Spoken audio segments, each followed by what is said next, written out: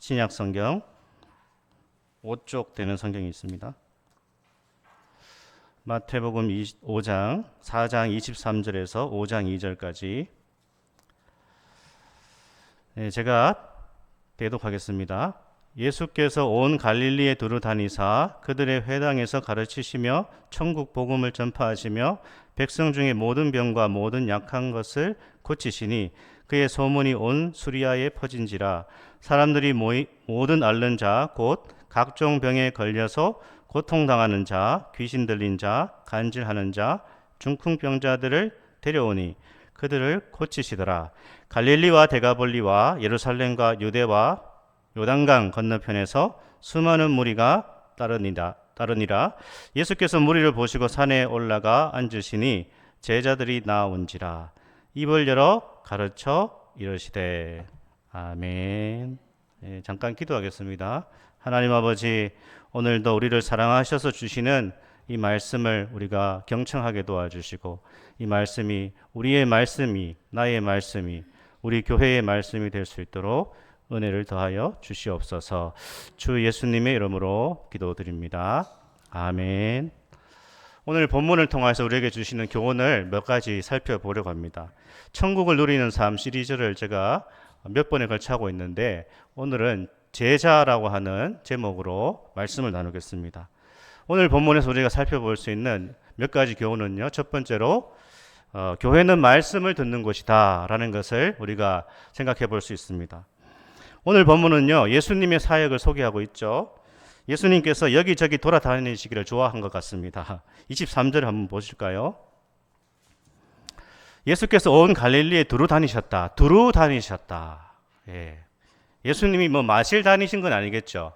예. 예수님은 여기저기 많이 다니셨다는 것이죠.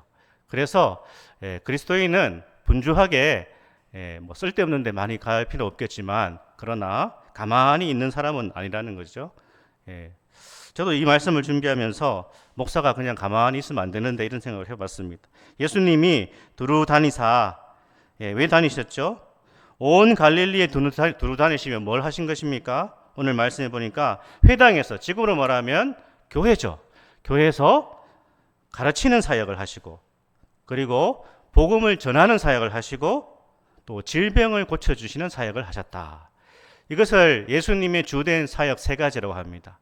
예수님이 이 땅에 오셔서 하신 사역 세 가지가요, 가르치심, 그 다음에 뭐죠? 전하심, 또 고쳐주심. 다시 한번 해보겠습니다. 첫 번째 뭐라고요? 가르치심. 두 번째 전도하심. 세 번째 치유하심. 외우셨습니까? 옆 사람한테 해보십시오.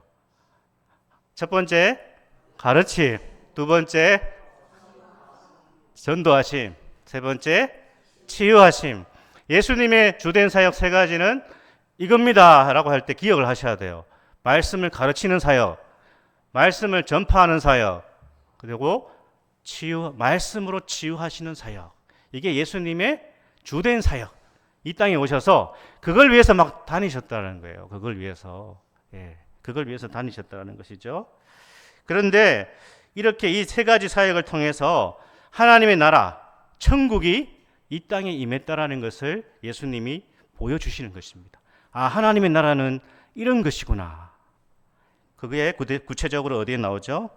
마태복음 5장에서 7장, 8장부터 9장까지가 천국이 임했다라는 것을 아주 상세하게 보여주는 것이 마태복음 5장부터 9장까지입니다. 이해하셨습니까?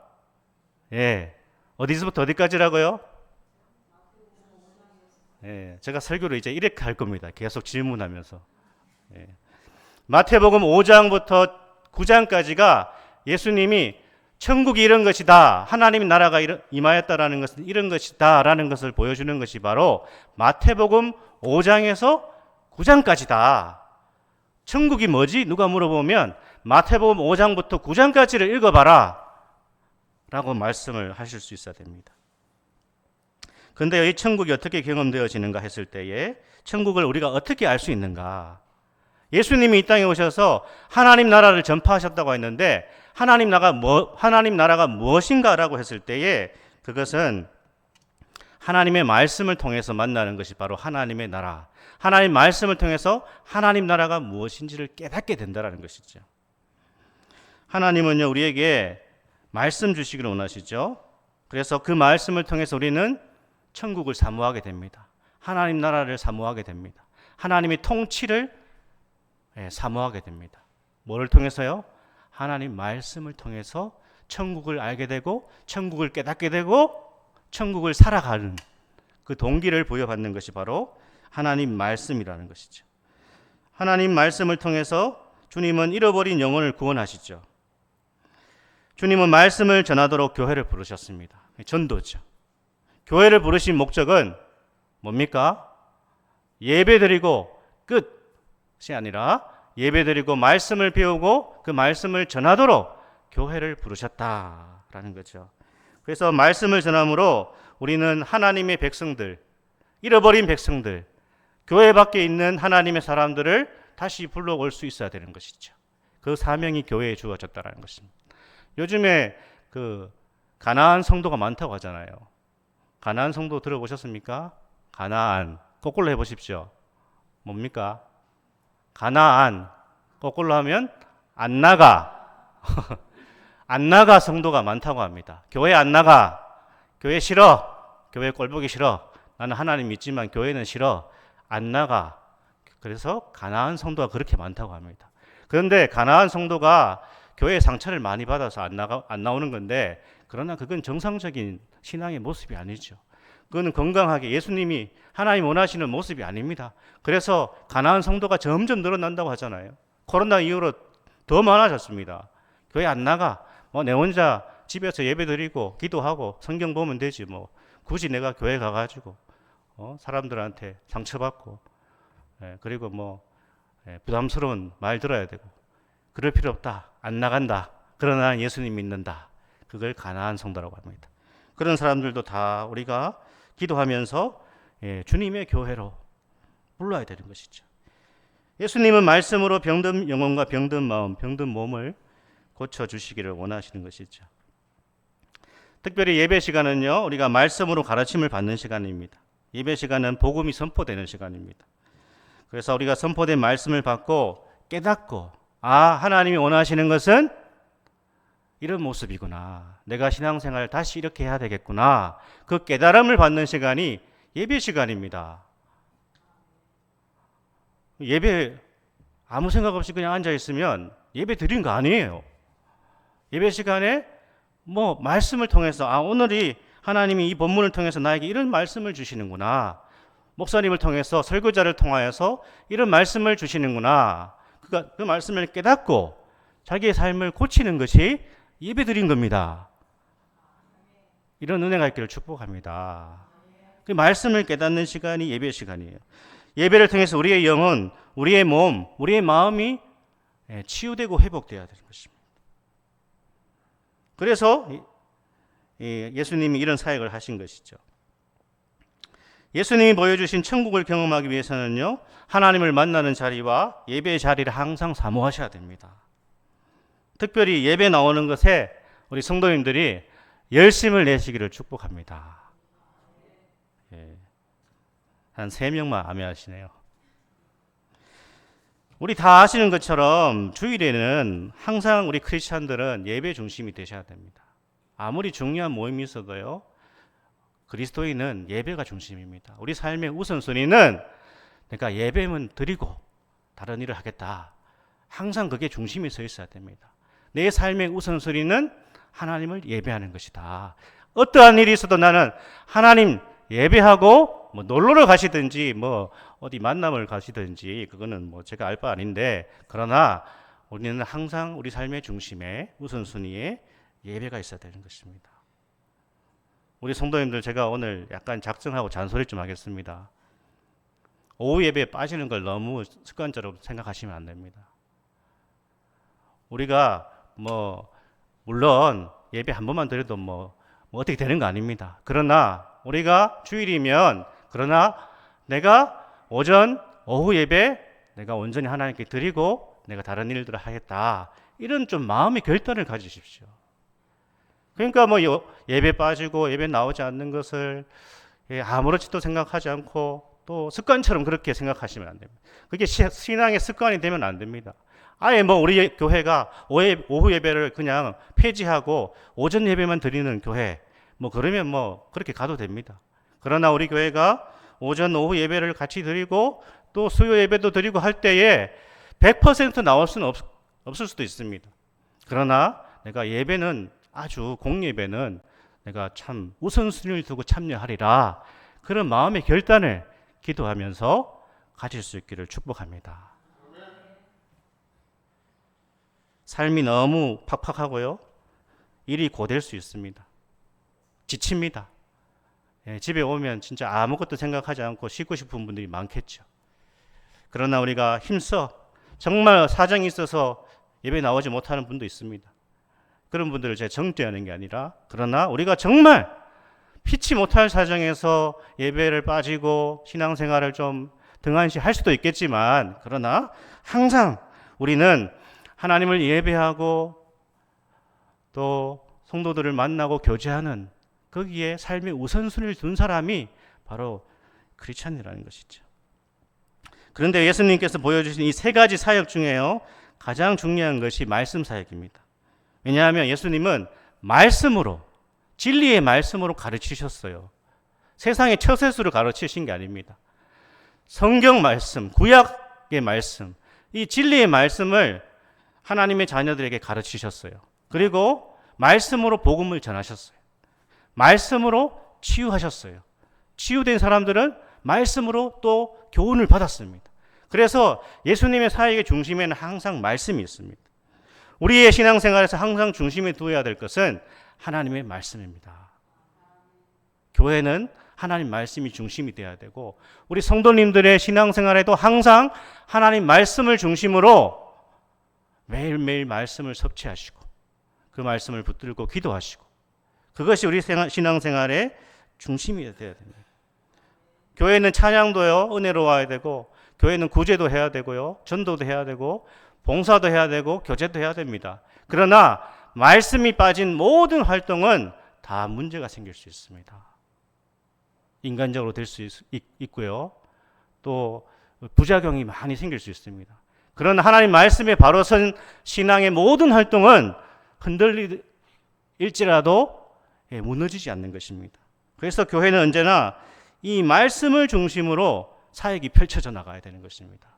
우리 성도님들도 항상 하나님 말씀을 내가 중심에 두고 그렇게 신앙생활하고 가정생활하고 직장생활을 하리라. 그렇게 말씀 중심의 사역 그것이 될 때 우리는 흔들리지 않는 것입니다. 왜 우리가 자주 흔들립니까? 왜 믿음이 자라지 않습니까? 도대체 믿음이 없어가지고 고민하는 분이 많습니다. 다른 게 없습니다. 믿음이 좋아지고 믿음이 견고해지고 믿음이 흔들리지 않으려면 말씀을 붙들어야 되는 것입니다. 하나님 말씀을 붙들 때에 더 견고한 신앙, 능력의 신앙이 되는 것입니다. 몸의 건강을 위해서 우리가 막 좋은 것을 챙겨 먹지 않습니까? 그런데 우리 영혼의 신앙의 건강을 위해서 내가 하나님 말씀을 매일매일 붙들고 있는가라는 것을 돌아보시고 교회는 하나님 말씀이 중심이 되어야 되고 내 삶의 중심도 하나님 말씀이 중심이 되어야 된다라고 하는 이 말씀을 꼭 붙들 수 있기를 축복합니다. 말씀을 붙들 때에 변화가 생기는 것입니다. 말씀을 붙들 때 우리가 변화되는 것입니다. 두 번째 가르침은요. 교회는 세상으로부터 부름을 받았다라는 것이죠. 예수님의 소문이 이 갈릴리와 이 수리아 전역에 펴졌다고 되어 있습니다. 많은 무리가 예수님을 쫓았다고 24절과 25절에 되어 있죠. 24절, 25절을 한번 읽어보겠습니다. 우리 본문을. 그의 소문이 온 수리아에 퍼진지라 사람들이 모든 앓는 자 곧 각종 병에 걸려서 고통당하는 자, 귀신 들린 자, 간질하는 자, 중풍병자들을 데려오니 그들을 고치시더라. 갈릴리와 데가볼리와 예루살렘과 유대와 요단강 건너편에서 수많은 무리가 따르니라. 아멘. 수많은 무리가 예수님을 쫓아왔다라고 되어 있습니다. 그런데 예수님은 이 무리를 보시고는요, 산으로 오르셨습니다. 산으로. 5장 1절 2절에서 나오죠. 여기 이 산은 갈릴리 호수, 갈릴리 바다라고도 하지만 호수라고도 합니다. 갈릴리 호수 북서쪽에 위치한 아주 경사가 높은 산입니다. 예수님은요, 의도적으로 이 무리들을 피하셨어요. 예수님은 종종 우리가 복음서를 읽어보면 기도하시기 위해서 한적한 곳에 가시거나 산에 오르시거나 또 말씀을 좀 더 구체적으로 가르치시기 위해서 제자들만 데리고 산으로 오르십니다. 그때 제자들은 예수님을 끝까지 따라가고 있습니다. 여기 제자라고 나와 있는 이 마데테스라고 하는 이 단어는 마태복음에서 처음 여기 등장하고 있습니다.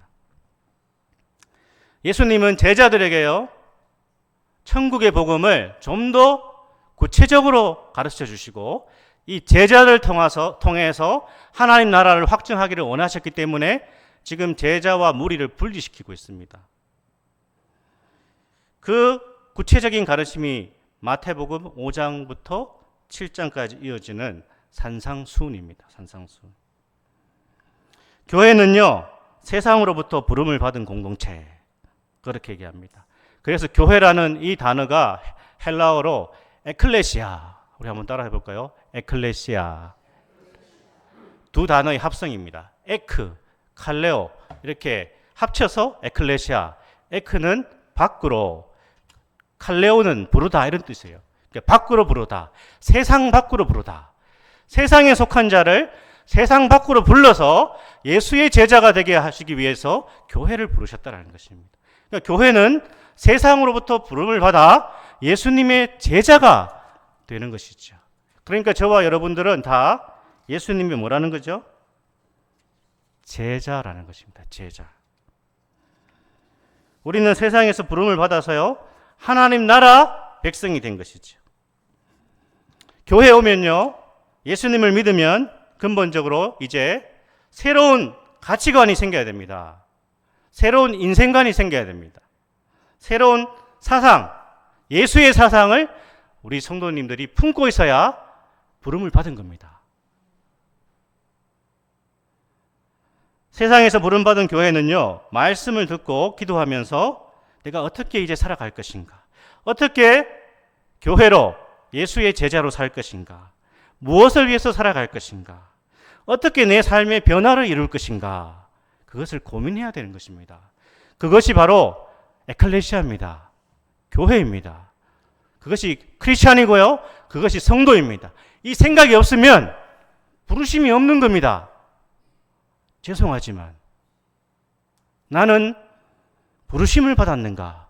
세상으로부터 나와서 예수의 제자가 되어라, 하나님 나라의 백성이 되어라 라는 부르심, 이 부르심을 깨달아야 된다는 것입니다. 우리가 아무 생각이 없이 그냥 왔다 갔다 하면요, 하나님의 능력과 믿음의 능력을 경험할 수가 없습니다. 우리 휴가철 되면 이제 바닷가에 놀러도 가고 계곡에 놀러도 가는데, 이 바닷가에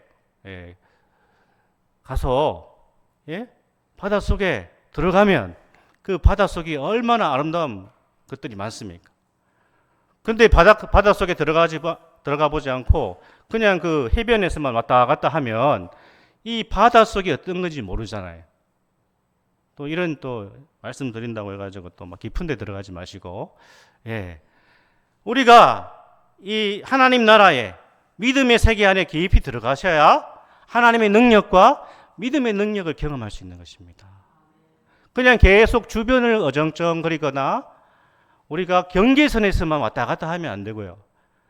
우리가 기도하고 말씀 붙들고 그 하나님의 부르심과 나라 안으로 들어가야 하나님의 나라를 맛보게 되는 것이고, 믿음의 능력을 맛보게 되는 것이고, 하나님의 능력이 이런 것이구나, 하나님이 나와 함께 하시는 것이 이런 것이구나 라는 것을 경험할 수 있는 것입니다. 그래서 부름을 받은 교회는요, 제자는요, 세상에 한 발, 하나님께 한 발 그렇게 있는 것이 아니라 양발을 어떻게 해요? 하나님께 다 이렇게 두어야 되는 것이죠. 우리는 세상으로부터 부름받았고 세상으로부터 나와야 된다는 것을 우리는 기억해야 됩니다. 우리 세 번째는요. 교회는 제자들로 넘쳐나야 된다라는 것을 볼 수 있습니다. 오늘 본문에 보시면 예수님을 따라다니던 많은 무리들이 있습니다. 다양한 사람들이 있습니다. 어떤 사람은 예수님을 따라왔는데 왜 따라왔죠? 기적 때문에. 예수님이 기적을 막 해가시니까 그걸 보고 따라왔습니다. 신기한 능력, 그것에 대한 호기심, 오직 그것만 보고 이제 따라온 사람들이 있습니다. 부류 중에서는. 그런데요, 이 사람들은 예수님의 기적과 능력을 보았지만 요한복음을 보면 예수님을 나중에 다 떠나갑니다. 예수님이 아주 부담스러운 말씀을 하시고 십자가에 대해 얘기하시고 고난에 대해 얘기하시니까 이 무리들 중에 그런 목적으로 따라왔던 사람들은 다 등 돌리고 돌아갑니다. 이 무리들은요, 누굽니까? 나사렛 예수를 구주로 영접하지 않은 사람들입니다. 두 번째 부류는 누구죠? 예수님을 계속 쫓아다니는데 고발하기 위해서, 꼬투리 잡기 위해서 쫓아다니는 부류가 있었습니다. 그 종교 지도자들, 바리새인들과 서기관들, 이런 부류는 예수님을 열심히 따라오는데 계속 이제 꼬투리만 잡는 겁니다. 세 번째 부류는요, 바로 예수님이 원하시는 제자들이었다는 것이죠. 예수님의 제자, 복음을 깨닫고 천국을 사모하고 하나님의 말씀을 끝까지 붙들고 순종하는 제자를 주님께서 원하셨습니다. 이런 책이 있는데요. 카일 아이들만이라고 하는 사람이 쓴 팬인가 제자인가, 이런 책이 있습니다. 제목이 아주 도전적이죠. 팬인가 제자인가. 이 책에서요, 이 저자는요, 예수님을 따르는 사람들 중에 대중의 스타들 있지 않습니까? 인기 스타. 이 스타들을 따르는 팬과 같은 사람들이 있다, 그런 얘기를 합니다. 그러면서 예수님을 그냥 스타로서 따르는 팬인가 아니면 제자인가, 이것을 물어보고 있습니다. 팬인가 제자인가? 나는 예수님의 팬인가? 그래서 나에게 뭔가 만족을 주면 막 환호하다가 나에게 뭔가 만족이 주어지지 않으면 그냥 돌아서 버리는 그런 팬인가? 아니면 끝까지 따라가는, 스승을 따라가는 제자인가? 그래서 이 책에서 저자가요, not a fan, 제자, 팬이 아닙니다.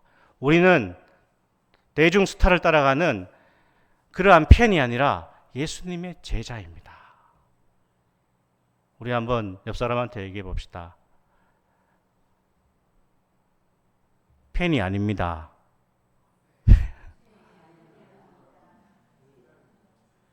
우리는 제자입니다. 예수님의 제자가 돼야 됩니다. 예수님의 제자. 예수님은 나를 따르라 라고 하셨잖아요. 나를 따르라 라고 하셨고 좁은 길로, 좁은 문으로 들어가라고 하셨는데 끝까지 그 예수 그리스도를 따라가는 그 사람이, 순종의 길로 가는 그 사람이 바로 예수님의 제자라는 것입니다. 예수님은요, 팬을 원하시는 것이 아니라 제자를 원하십니다. 사랑하는 성도 여러분, 우리는 팬입니까? 제자입니까? 원칙적으로요, 예수님을 믿으면 팬이 될 수 없습니다. 예수님을 믿으면 모두가, 신앙생활하면 모두가 예수님의 제자가 되어야 됩니다. 제자가 되지 않고는요, 예배를 드릴 수가 없어요. 제자가 아니고서는 기도할 수가 없습니다. 제자가 아니고서는 헌신할 수가 없습니다. 오직 예수님의 제자만이 주님 앞에 예배할 수 있고 주님께 기도할 수 있고 주님을 위해 살아갈 수 있습니다. 우리 스스로에게 물어봅시다. 나는 팬인가 제자인가?